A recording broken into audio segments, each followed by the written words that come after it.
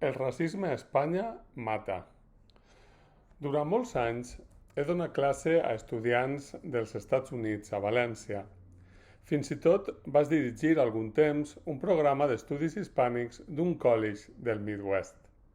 D'això ja fa més de 10 anys i ja aleshores sabia que una de les coses que havia de preveure i preparar era la decepció dels estudiants afroamericans i afroamericanes. Per algun motiu, suposo que en part perquè per a ells i elles no és un país blanc, moltes vegades tenien idealitzat l'estat espanyol abans de vindre. Possiblement a més algun professor entusiasta els havia venut la idea que ací no hi havia racisme i per això calia preparar-se per acompanyar-los en la decepció i evitar que els bloquejara. Generalment, les situacions que patien no eren massa greus, però sí significatives i molestes. Per exemple, una experiència habitual era sentir-se observats, quan no marcats estretament, pels guàrdies de seguretat en les tendes i àrees comercials. Afortunadament, aviat descobrien que havien de fer-me cas i dur amb ells i elles els seus flamants passaports. Normalment, la seva condició de ciutadans i ciutadanes dels Estats Units els evitava problemes majors, però ja els havia quedat clar que també ací el seu color de pell els generava mirades poc amistoses, sospites i problemes. Eixe era un repetit aprenentatge cultural. Espanya és un país racista i ja ho era fa 10 o 15 anys. Qui ho dubte o s'enganya o té naturalitzat el seu propi racisme, així de clar. Esta setmana m'ha colpit profundament l'assassinat de Younes Bilal a Mazarrón, Múrcia, eixa comunitat autònoma amb majoria electoral de Vox. No és, evidentment, el primer cas. Abans d'escriure aquestes línies he teclejat el nom de Lucrecia Pérez al cercador i immediatament tenia en la pantalla del meu ordinador el seu rostre i la seva història i el seu assassinat a mans d'un guàrdia civil el 13 de novembre de 1992 a Madrid.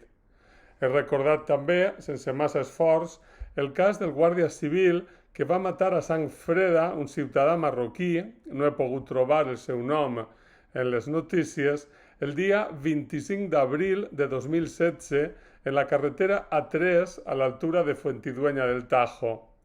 Li va disparar des del seu cotxe únicament per ser magribí. El va traure de la carretera, el va perseguir encara disparant-li i quan va aconseguir abatre'l, el va rematar d'un tret al cap. La seva defensa va dir que tenia un trastorn mental transitori i es pensava que estava evitant un atemptat terrorista i així ho explica profusament la notícia del Mundo que acaba de rellegir abans d'escriure aquestes línies. L'assassinat de Younes no és el primer, però m'ha colpit profundament i m'ha renovat el record de les altres morts i la sensació que aquests fets són ara més freqüents, que tenen cobertura discursiva i que el racisme és a l'estat espanyol insuportable.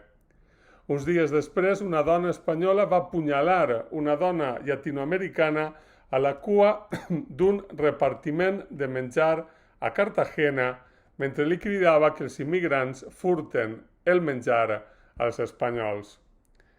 Però també m'ha colpit el silenci social, la soledat de la comunitat d'origen nord-africà en plorar i lamentar la mort de Younes, els balbucejos de l'alcalde de Mazarrón negant l'existència de racisme en la seva societat.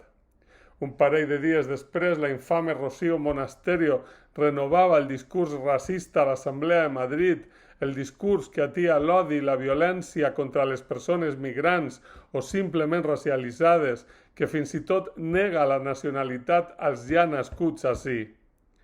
Els feixistes de Vox creen el clima que fa possible la violència, encenen l'espurna que fa que un feixista, un exmilitar, un dia decidisca que ha d'actuar violentament contra la presència dels qui ell sent com a estranys, dels qui els seus polítics de referència li estan dient que són criminals, que en efecte estan robant el menjar als espanyols, que venen específicament per robar, per agredir i per violar. I el que em va colpir més de tot és que quan això passa, quan algun deixeble avantatjat passa a l'acció, els mitjans massius no assenyalen els responsables. Ben al contrari, li lleven perfil ideològic. Una vegada i altra podem llegir en les notícies explicacions patològiques. Era un malalt mental, és un cas aïllat, Espanya no és racista i ara passem a les següents declaracions de Santiago Abascal o qualsevol dels seus lloctinents com si no passara res, com si no estigueren matant persones per pur i dur racisme, com si aquestes idees polítiques presentades com a respectables, blanquejades impúdicament, no hi tingueren res a veure. Per això l'alcalde de Mazarrón s'amaga i no fa actes institucionals de condemna i condol, no siga cosa que li lleven vots. Per això l'estat espanyol no s'ha omplit de manifestacions massives contra el racisme. Que fàcil és solidaritzar-se amb les víctimes del racisme policial als Estats Units.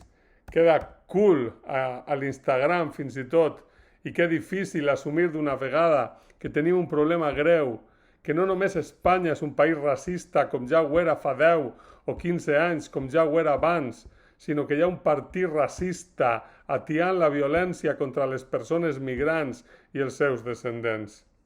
Negar el vincle quan aquestes paraules generen fets, negar que la mort de Lluís Vilà a mans d'un feixista, a més exmilitar, és una conseqüència directa d'aquest discurs. Parlar de bogeria i no de feixisme, cercar eufemismes i perífrasis per desideologitzar-lo, per amagar el problema, és fer-lo més gran, és ser directament còmplice.